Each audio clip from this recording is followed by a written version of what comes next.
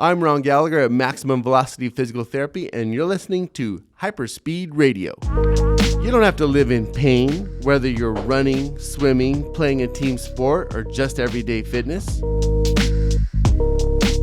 We bridge a gap between medicine and strength and conditioning to help you break through at MVPT.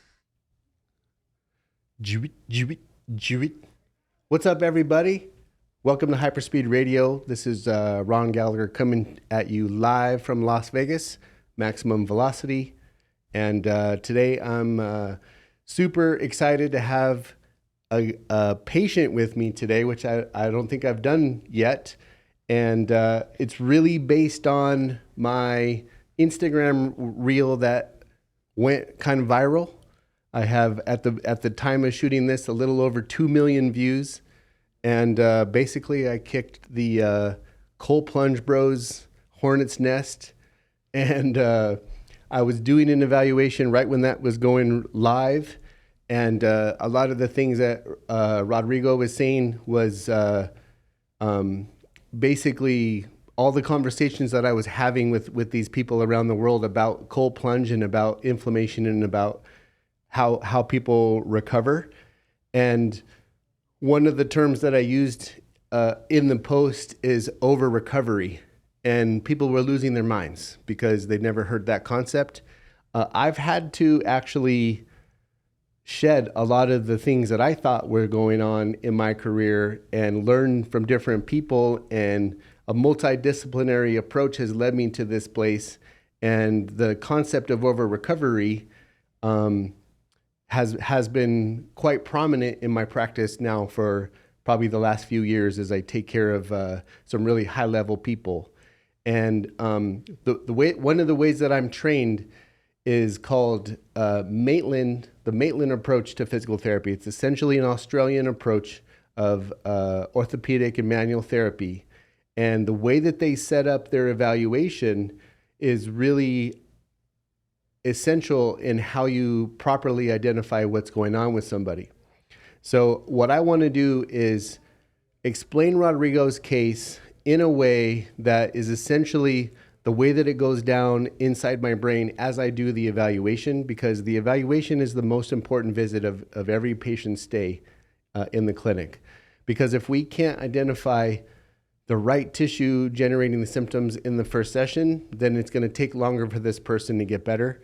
And, you know, honestly, I like being super pinpointy accurate with how we identify what kind of problems people have. So Rodrigo sits down on the table and shares with me that he's feeling inside of the ankle pain. I wrote in his notes posterior tibialis, because with his fingers he outlines the location of posterior tibialis, which is a muscle that supports the arch. He also has long-standing on and off groin pain on the same side, and kind of in the background, some shoulder pain, and then rarely on the right side, knee pain. And the pain was brought on 2 weeks prior to coming to the clinic, when he was normally running 3 or 4 miles and then decided he was going to run 13 miles. And the symptoms in his arch and lower leg started as a result of bumping his mileage up real quick. But what really caught my ear was when I was asking him about the things that actually make all these problems feel better. He started describing stretching, mobility, scraping, cold plunging, also some sauna, yoga, foam rolling, massage, and acupuncture. So what I found interesting about the way that he presented that was all of those things have had a place in his athletic career, which we're about to get into, at one point or another, in various combinations with one another and in varying volumes of each thing. But he's always been around these things. And I think that was kind of interesting in the way that he described it. And then one of the things that I really like to ask athletes like him is, how would you say that you cross train? And he mentioned yoga and Pilates. And so yoga and Pilates both, as the way he was cross training, and then no heavy lifting in essentially his athletic career, which is quite detailed. So, ladies and gentlemen, Rodrigo, and he put on his past medical history form that he's training for a triathlon. So, will you talk to me a little bit about like what have you done athletically over your lifetime? Sure. And then like what brought you to the clinic? Yeah. Well, I was born and raised in Lima, Peru. My whole life I've been into, exercising since I was a little kid. I started. For all you ladies out there, he's definitely taken, just so you know.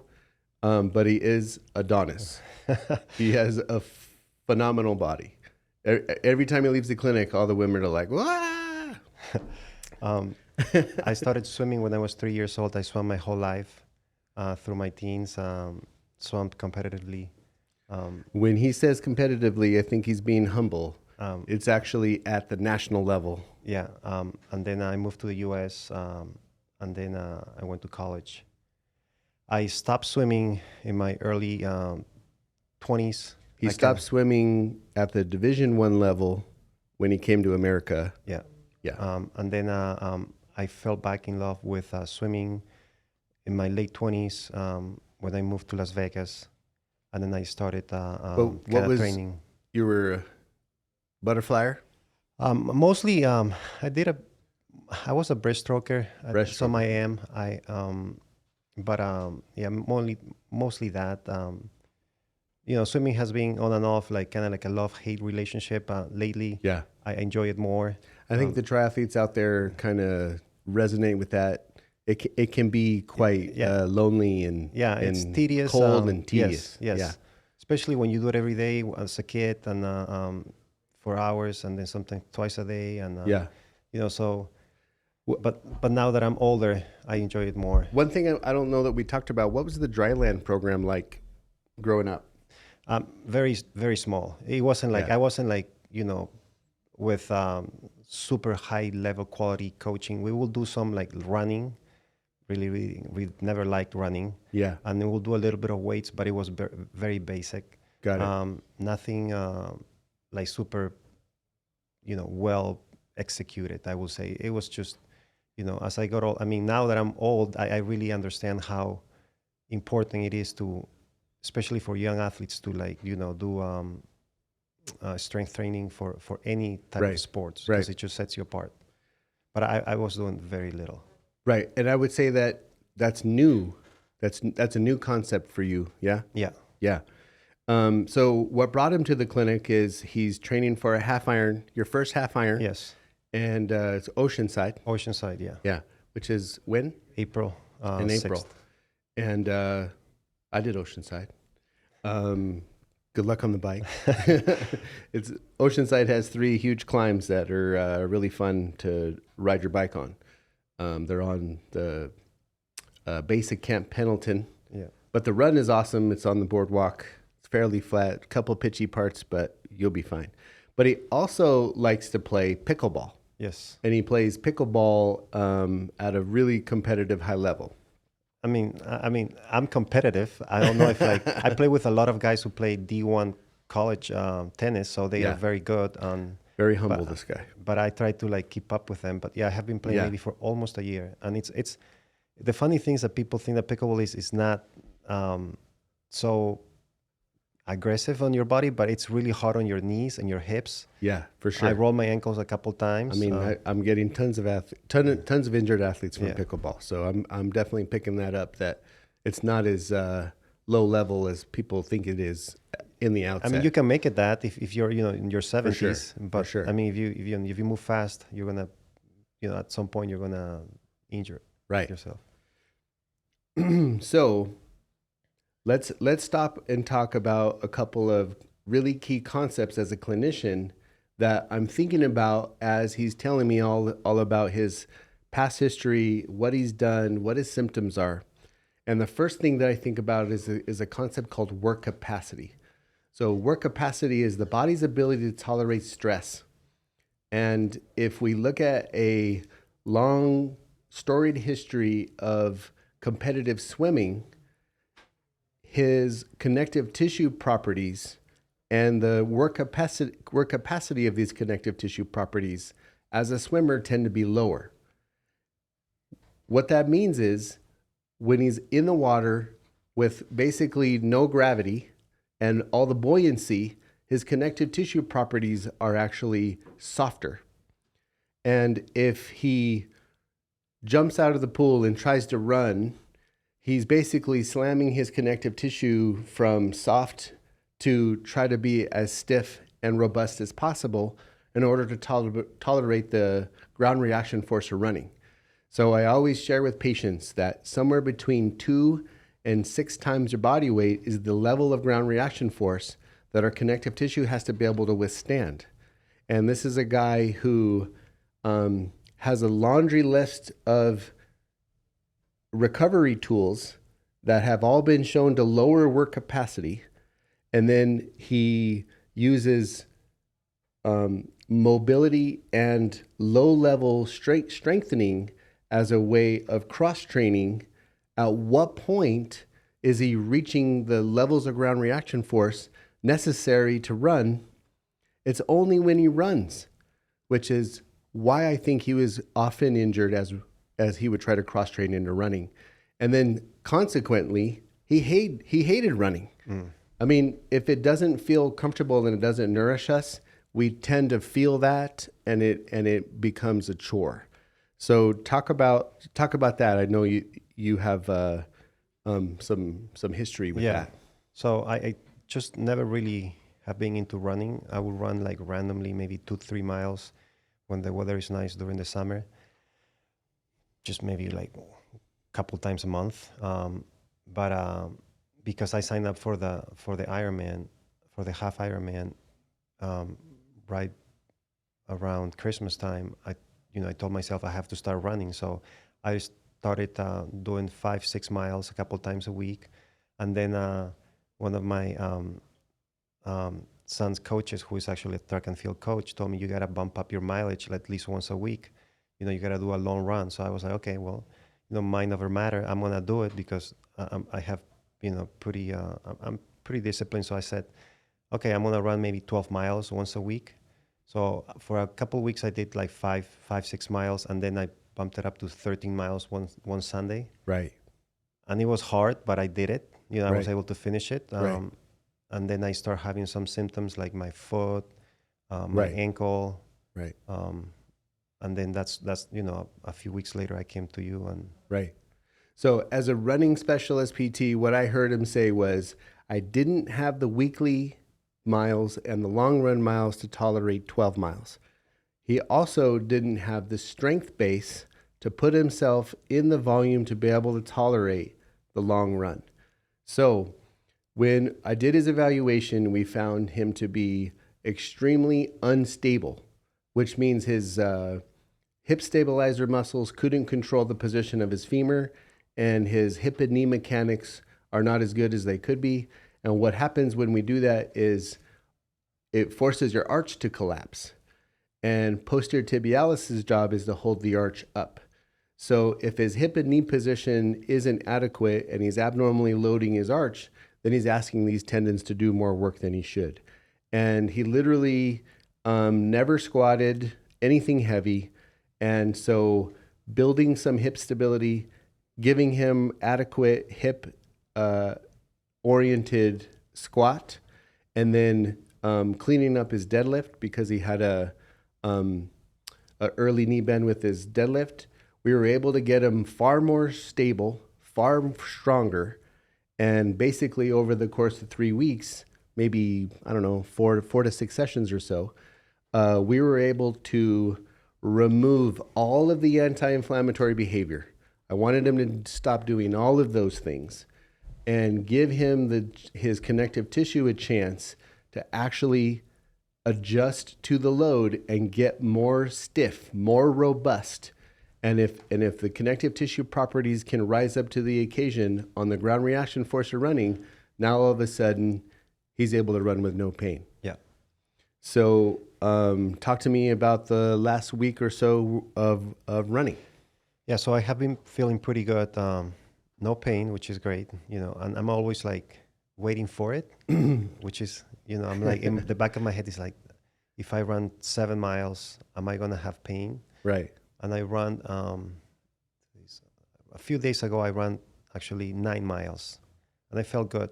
Yeah. No pain, nothing. I mean, I was a little sore the following day. Yeah. Just muscle soreness, normal on my hamstrings, but there was no pain in my foot or my ankle, which is great. And I have been doing my squatting, which in some way it's crazy, but I have never been into lifting heavy. Yeah. Or squat, doing compound movements like squatting or deadlifting. It's not my thing. I usually would like to do more like CrossFit type little classes. Right. For like explosiveness or more agile type things. But I have been enjoying doing those like, exercises like, just lift. Well, I'm glad that you're enjoying it because, one thing about triathletes and runners is they don't like being underneath the neon lights, the fluorescent lights. They want to be powered by the sun. They just want to be outside. So going in the gym and, doing the important stuff, they would rather not do because they just want to be outside.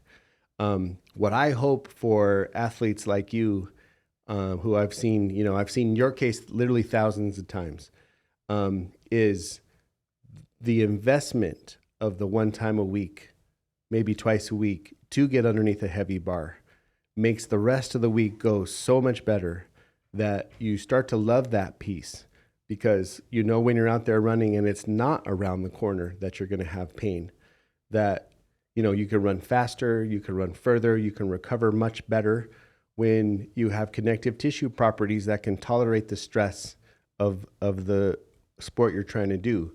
Like last week, I was really impressed that Friday you lifted on your own and gave you some homework to lift on your own. So you lifted heavy on Friday, which in the past would have been hard. And then Saturday you had a pickleball tournament. Yeah. And then Sunday had the longest run we've had pain-free and at a tempo that was a little bit faster than what you're used to. Yeah. And there was no consequences, no soreness, no pain, nothing in the ankle, nothing in the knee, nothing in the groin. And I just thought that was really profound change for where you've been, say, in this last bit of training. Yeah. No, I have been trying to do a strength training 2 to 3 times a week, Monday, Wednesday, Fridays. And I did some squatting yesterday and I felt pretty good. Oh, good. Yeah. Yeah, you're good. You need a drink? So what I wanted to do with this podcast, with today's show, is basically have a real life example of somebody who had used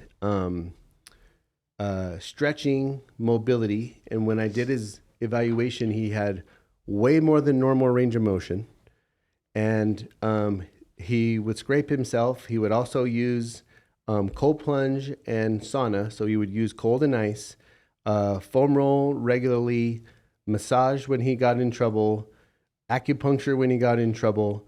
And essentially what I think all those things do is diminish the connective tissue's ability to tolerate stress. The overmobile, understable connective tissue properties will not withstand the ground reaction force of running.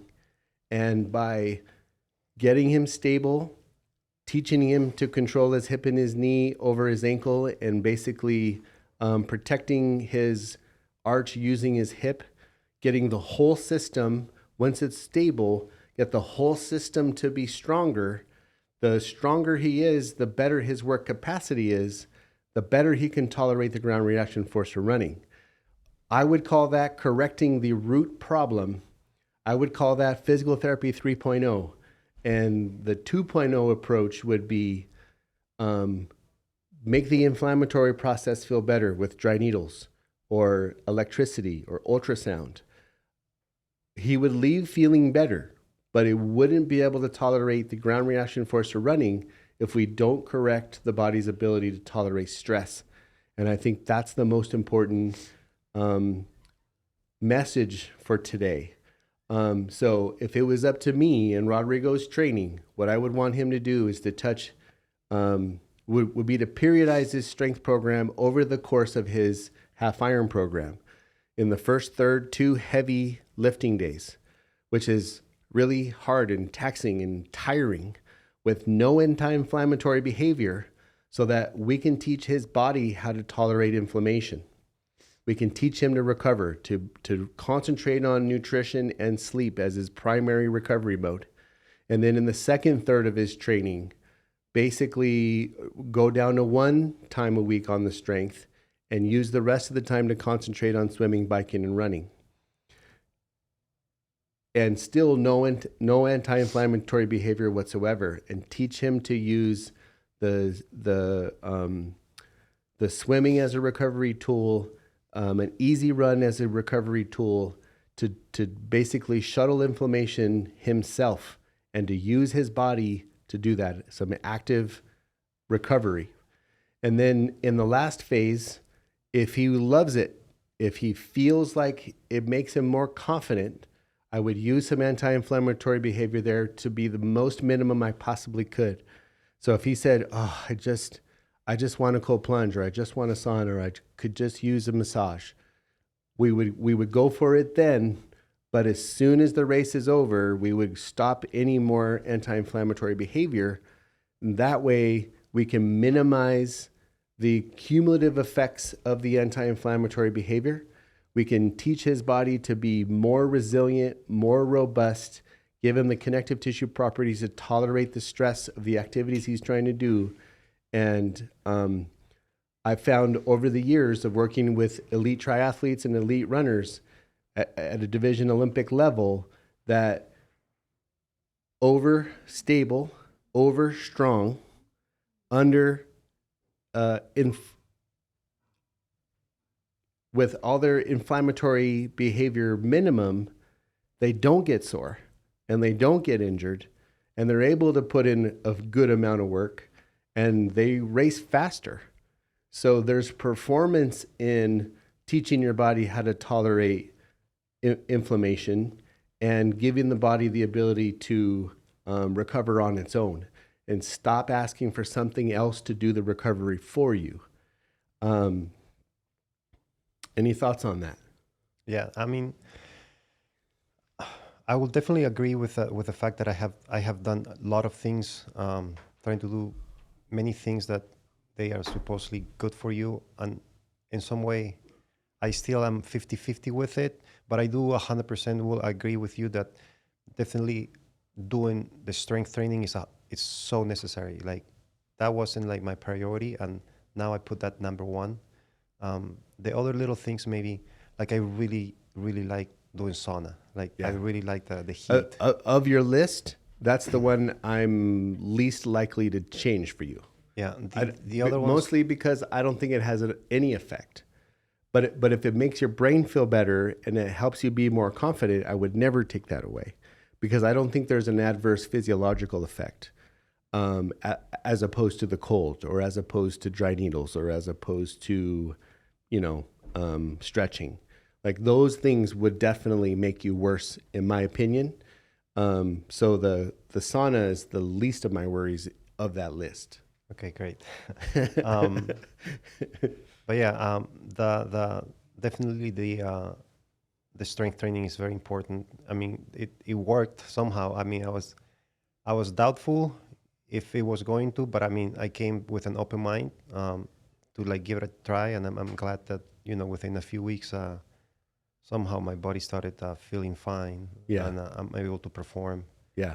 Without any pain, which is the most important thing. Yeah, I always get a crazy look from the patients or the people that I meet. It takes about 2 to 3 weeks. It's pretty much standard. I mean, I can pretty much tell everybody it's going to be about 4 to 6 sessions or about 3 weeks if I can string 2 sessions a week together before we immediately start to feel a change in performance. Far less symptoms, able to tolerate more load, more stress. And if I run into you in a year and you're able to continue on this road, most people will tell me they're running faster, they're running longer with less stress, less pain, less, able to recover better. And, the ultra runners that I train, the track runners that I train, pretty much everybody's on that sort of path. And across the board, I just see tremendous results. So that's what I would suggest moving forward, because you're kind of getting to the end of the rope with me, able to go out there and just train and do what you want to do. Yeah. And the one thing that I do actually, I was surprised, is that Ron actually gave me like 2 to 3 weeks, and I was thinking in my head, like, geez, I thought that it was gonna be like way longer to get better. Yeah. But I'm actually also happy that you are not the type of professional who wants to keep their patients for a long period. And It's just like get better and then move on. I'm really passionate about that, because I do think that first and foremost, I think that the healthcare system is broken. Totally broken, which is why I don't accept insurance. And especially for somebody like Rodrigo, because if he goes to a doctor, they're probably going to try to get him on some anti-inflammatories. They're going to put him on medicine. If they do recommend PT and he goes to a traditional place, they're all going to do the 2.0 stuff. And like, he's not going to get the strength training that he needs. So what is going to happen over those 12 sessions is he's going to be frustrated, or he's going to self-select and say, this is not my thing. If he actually does feel better, it probably won't stay better, because he's stuck in that he's stuck in that fragile place, but he would never consider himself to be fragile. I mean, he's a national level swimmer. He's training for a half iron. He plays pickleball at a high level. Like, he's a very successful athlete. He looks like $1 million. But if we really scrub in and we pop the hood, he doesn't have the connective tissue properties to pull off the things he wants to for the longevity that he wants to do it for. I mean, he wants to be active for the rest of his life. I think that the fountain of youth is the heavy strength training. And at the end of the day, training in a way that keeps your work capacity at a high level, and then being able to work inside of a bigger box, is the way that we keep people healthy. So I want him to tell his friends that I didn't run the bill up on him, so that I get more people. And I think treating him the right way, giving him the minimum of what he needs to be the most successful, is the best way to have a long career. So I'm not trying to run the bill up on you. I want you to tell your friends. Right. And then the more those friends come and the more they tell their friends, the busier and busier and busier I get by doing the right thing. And I don't think there's enough clinicians doing that. Yeah, I agree. So that really frustrates me, because I want to be the clinician that I would want to go to if I was you, and not have the same visit twice, and not get little stupid exercises in the corner that, the little old lady with the total knees doing exactly the same exercises as you. Like, to me, that's not sports physical therapy. And there's a lot of people around doing that. And I think you deserve better. And, if you're going to opt out of your insurance and come out of pocket, like, I want there to be a high level of value. And so, that's what maximum velocity is all about. No, I agree 100%. I mean, the results are there, so it worked. Yeah, I'm pretty excited about it. And what's exciting to me is, like I said, I've had 1,000 Rodrigos, and it works are pretty much across the board, which is why I'm trying to tackle the world and try to let more people know. But one last thing I like to do when I have a guest on my podcast, I don't know if you noticed by listening to a few podcasts, but I'm pretty much infatuated with music. Is there anything in particular that you're listening to these days? My daughter, my daughter is 5 years old. I was going to say and how old? 5? 5, and I made her a list of music on this music app. Yeah. So lately, I have been listening to her list of songs, and they are like just pretty mellow, kind of like indie rock. Okay. Very like mellow, nothing like crazy. Yeah. And it just kind of relaxes me and Yeah. makes me happy, and I think about her every time that I listen to that. Well, that's sweet. But you made her a list? Yeah, it's her music list You made her a list of her songs. of her songs. Oh, gotcha. That she kind of likes, and I Yeah. actually kind of enjoy. They good songs, Yeah. all clean songs. Oh yeah. Of course, yeah. Can't have those young impressionable ears with questionable music. Like who? Like when you say that, I think of like. Like sometimes, like there's a few Bob Marley songs. And Okay. There's He's got a new movie coming out. yes, yeah, I saw that. There's a song that is called Hand Clap by. Oh yeah, you can make your hands. Yeah, clap. yeah, she likes that. That's cool. I'm picturing you guys in the car, and she's Yeah, just she dancing really- and having a good time. And Yeah, so Yeah. songs like that, happy songs with good vibes, with good feeling. right on, Yeah. right on. That's cool.